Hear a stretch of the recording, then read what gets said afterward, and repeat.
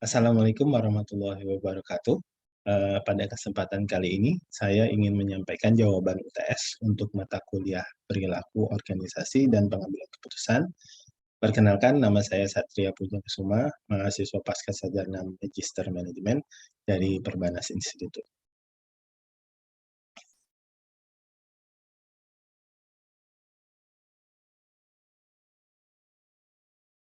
Baik, pada pemaparan kali ini, saya akan mencoba menjawab dua soal UTS yang disampaikan.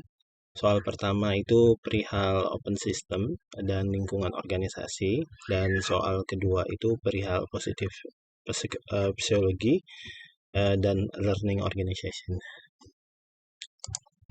Nah, untuk soal pertama, keberadaan organisasi yang dikitari oleh lingkungan membangun hubungan yang bersifat open system. Apa yang dimaksud? Jelaskan. Lingkungan organisasi era digital saat ini menghadapi tantangan yang tidak mudah. Menurut saudara, lingkungan organisasi apa saja yang dapat menjadi ancaman dan peluang untuk keberlangsungan hidup organisasi?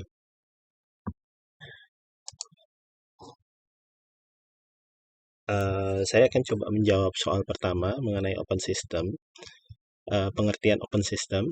Jadi teori open system itu mengacu pada konsep organisasi yang sangat dipengaruhi oleh lingkungan organisasi itu sendiri. Nah, open system itu adalah sistem yang secara teratur yang terus bertukar feedback dengan external environment-nya.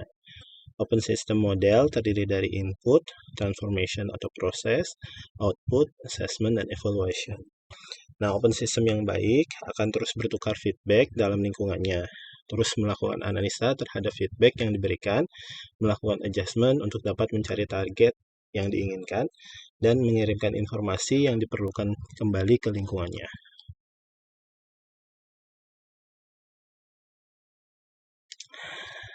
Ada beberapa aspek yang penting dalam open system. Nah, yaitu yang pertama, boundaries. Nah, semua sistem memiliki batasan, meskipun batasan yang sulit untuk diidentifikasi karena sistem yang sangat dinamis. Nah, open system ini memiliki batasan-batasan keropos, di mana feedback yang berguna dapat mudah dipertukarkan. Open system tidak seperti closed system, di mana closed system itu memiliki batasan yang keras, nah sehingga informasi yang masuk lebih terbatas. Nah, organisasi yang memiliki batasan tertutup seringkali tidak sehat, contohnya birokrasi dan monopoli. Untuk aspek kedua, yaitu external environment. Nah, external environment adalah segala sesuatu yang dapat mempengaruhi atau berdampak pada organisasi yang tidak dapat dikendalikan secara langsung. Pengaruh dari dampak bisa bersifat politik, ekonomi, ekologi, sosial, dan teknologi. Nah, organisasi yang sangat efektif adalah organisasi yang secara teratur bertukar feedback dengan external environment. Organisasi yang sehat adalah organisasi yang secara teratur mencoba memahami lingkungan mereka melalui pemahaman lingkungan, riset pasar, dan evaluasi. Nah, organisasi-organisasi ini sering mencoba untuk mempengaruhi external environment mereka sendiri. Contohnya dengan penggunaan hubungan masyarakat, periklanan, promosi, lobby, advokasi, dan lain-lain. Aspek ketiga itu adalah equifinality. Nah, equifinality bermakna bahwa hasil yang sama atau serupa dapat dicapai dengan menggunakan beberapa cara yang berbeda.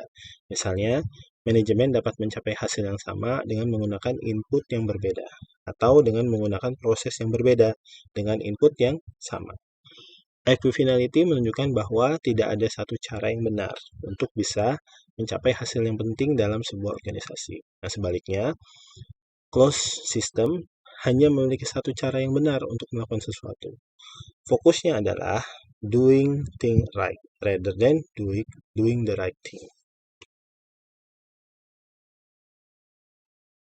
Berikut adalah grafis yang menggambarkan contoh open system dari sebuah organisasi. Nah, di mana input yang dilakukan berupa material, human, financial, dan information. Nah, manajer dalam organisasi tersebut yang kemudian melakukan transformasi dalam bidang teknologi dan menghasilkan output dalam bentuk produk atau service, behavior, profit or loss, dan information. Output tersebut juga dikembalikan ke environment. Sistem juga akan menerima feedback dari environment mengenai output yang disampaikan. Nah, setiap feedback yang disampaikan akan mempengaruhi input di masa yang akan datang.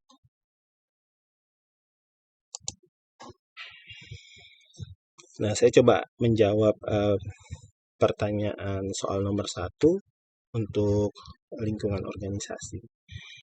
Lingkungan organisasi adalah semua elemen di dalam maupun di luar organisasi yang dapat mempengaruhi sebagian atau keseluruhan suatu organisasi. Terdapat 2 jenis klasifikasi lingkungan, yaitu lingkungan internal dan lingkungan eksternal.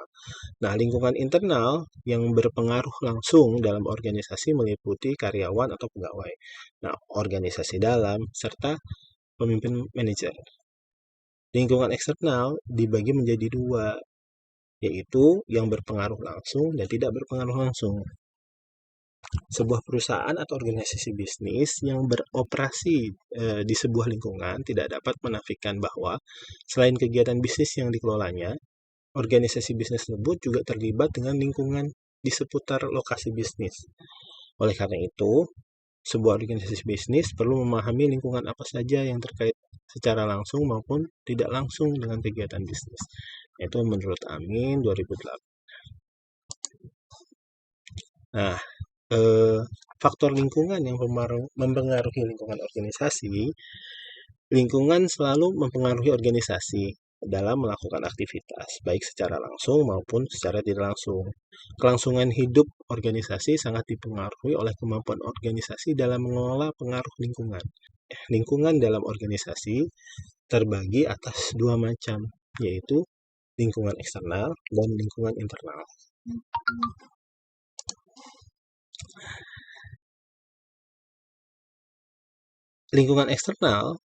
Lingkungan eksternal adalah institusi atau kekuatan luar yang potensial mempengaruhi kinerja organisasi. Lingkungan eksternal terdiri dari 2 komponen, yaitu lingkungan khusus dan lingkungan umum. Nah, lingkungan khusus adalah bagian dari lingkungan yang secara langsung relevan terhadap pencapaian tujuan target. Lingkungan khusus meliputi orang-orang yang mempunyai kepentingan dalam organisasi seperti stakeholder, konsumen, pemasok, pesaing, dan kreditor. Nah, sedangkan lingkungan umum itu meliputi beberapa faktor, antara lain kondisi ekonomi, politik, hukum, sosial budaya, demografi, teknologi, dan kondisi global yang mungkin mempengaruhi organisasi.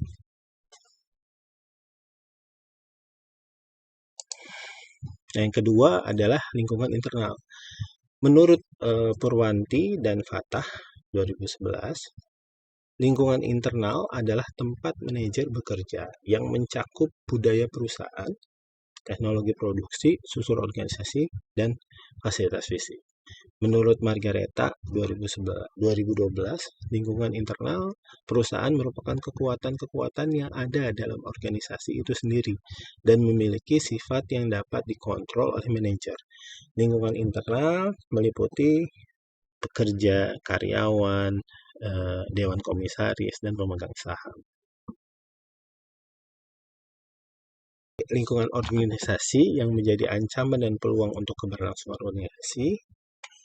Dalam era digital, faktor lingkungan yang mempengaruhi lingkungan organisasi adalah lingkungan eksternal umum, di mana lingkungan eksternal umum meliputi berbagai faktor, antara lain kondisi ekonomi, politik, hukum, sosial budaya, demografi, teknologi, dan kondisi global yang mungkin mempengaruhi organisasi.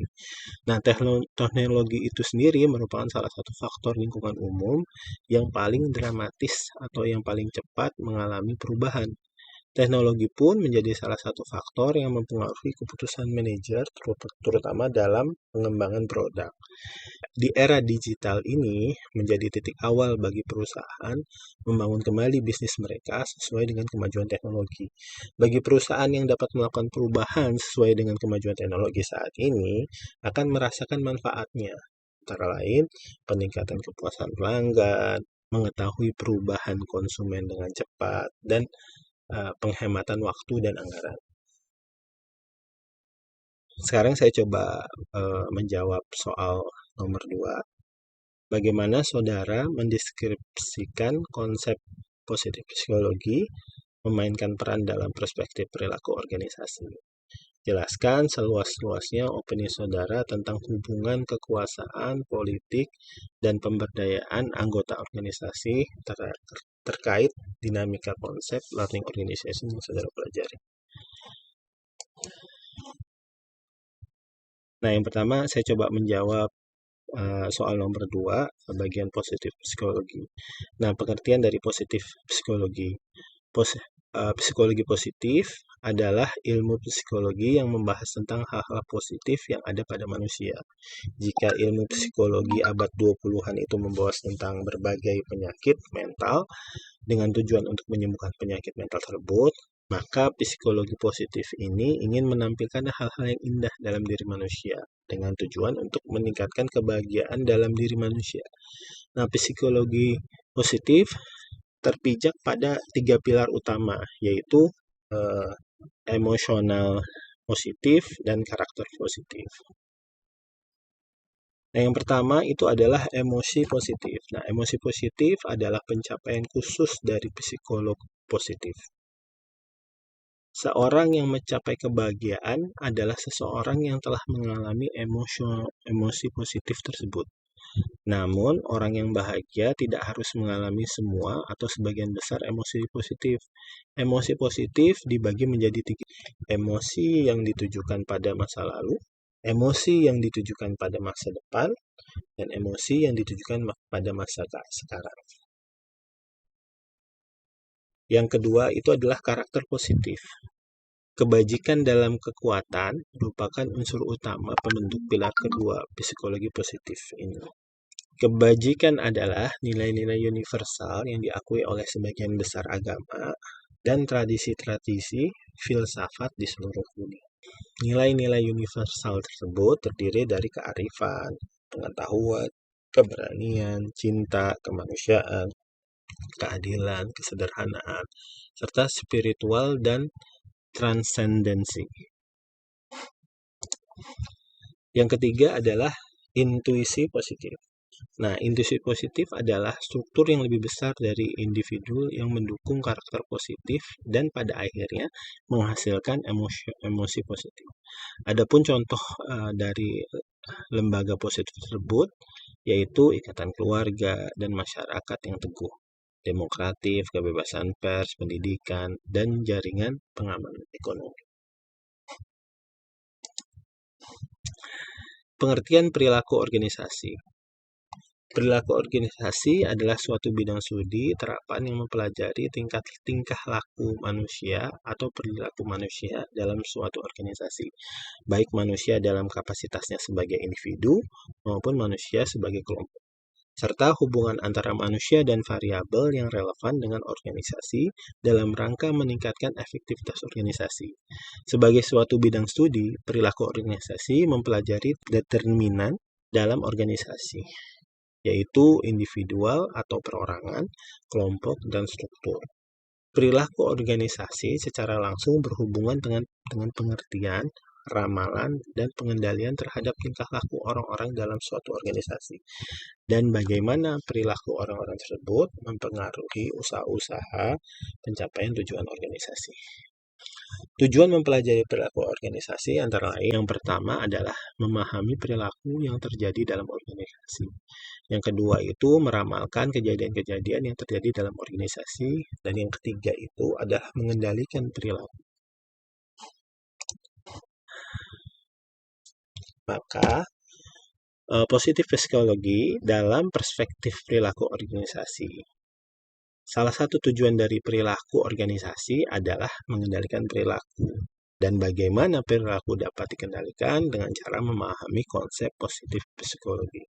Dengan 3 pilar positif psikologi yang saling berhubungan, maka pengendalian perilaku dapat terwujud, di mana pilar pertama atau emosi positif sebagai gambaran dari kebahagiaan yang akan dicapai, yaitu emosi positif. Kemudian pilar kedua, yaitu karakter positif, dan pilar ketiga, yaitu intuisi positif, merupakan pilar pendukung yang pada akhirnya menghasilkan emosi positif. Artinya, kebahagiaan yang sejati akan tercapai ketika manusia merasa emosional positif masa lalu, masa sekarang, dan masa depan. Untuk mencapai itu semua diperlukan karakter positif dan intuisi positif.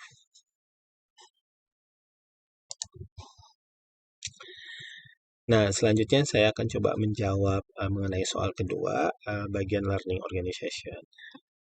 Nah, pengertian learning organization. Nah, learning organization atau organisasi pembelajar pertama kali dipopulerkan oleh Peter Senge dalam bukunya 50 Discipline tahun 1990. Menurut Senge, keberhasilan suatu organisasi sangat ditentukan oleh kemampuan dan pengembangan institusinya menjadi organisasi pembelajar. Di dalam buku tersebut juga dijelaskan bahwa organisasi pembelajar merupakan wadah bagi orang-orang yang harus-menerus meningkatkan kapasitasnya untuk menciptakan hasil yang benar-benar diharapkan.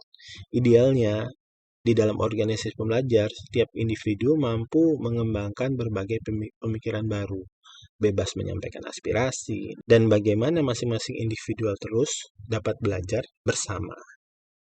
Untuk mencapai tujuan tersebut, Senge menyarankan penggunaan 5 komponen, yaitu pemikiran sistem, penguasaan pribadi, model mental, visi bersama, dan pembelajaran tim.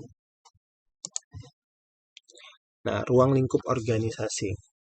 Menurut Marquardt 2012, ruang lingkup learning organisasi meliputi adanya perkembangan yang berkelanjutan dan penyesuaian terhadap perusahaan yang ada dan mampu menciptakan tujuan dan atau pendekatan yang baru. Nah, pembelajaran ini harus menyatu pada cara organisasi menjalankan kegiatannya. Nah, dalam hal ini pembelajaran akan sangat berarti apabila yang pertama, pembelajaran merupakan bagian dari kegiatan kerja sehari-hari. Yang kedua, pembelajaran dapat diterapkan pada individu, unit kerja, dan perusahaan. Yang ketiga, pembelajaran bersifat mampu memecahkan masalah pada akar penyebabnya. Yang keempat, pembelajaran fokus pada tersebarnya pengetahuan di seluruh struktur organisasi.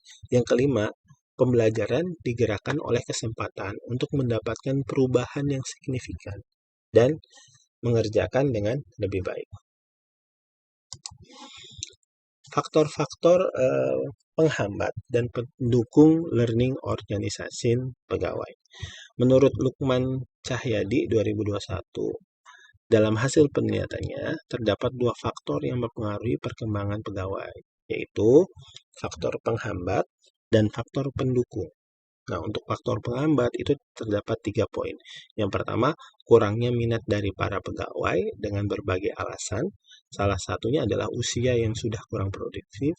Yang kedua itu adalah minimnya alokasi anggaran untuk membiayai pendidikan formal dan diklat berjenjang. Yang ketiga adalah cenderung adanya politisasi dan faktor hubungan kekerabatan. Yang paling dominan dalam menghambat kesempatan pegawai lain untuk mengembangkan dirinya lewat pendidikan formal dan atau diklat berkelanjut adalah pengaruh politik terhadap administrasi kepegawaian. Nah, hal ini senada dengan pernyataan Toha pada tahun 2012 yang menjelaskan bahwa seringkali kekuasaan dianggap dapat mengakomodir kepentingan pihak-pihak tertentu saja tanpa mematuhi standar operasional dan prosedur yang telah ditetapkan, sehingga memberikan pengaruh buruk yang mengorbankan kepentingan orang lain yang lebih layak. Nah, untuk faktor pendukungnya itu ada 2. Yang pertama adalah telah tersedianya program pengembangan yang telah direncanakan. Nah, yang kedua adalah telah tersedianya program pendidikan pelatihan yang diselenggarakan oleh perusahaan.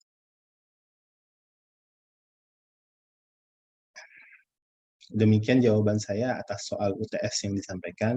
Mohon maaf apabila dalam penyampaian jawaban ada yang tidak sesuai dan kurang berkenan. Akhir kata saya ucapkan banyak terima kasih. Wassalamualaikum warahmatullahi wabarakatuh.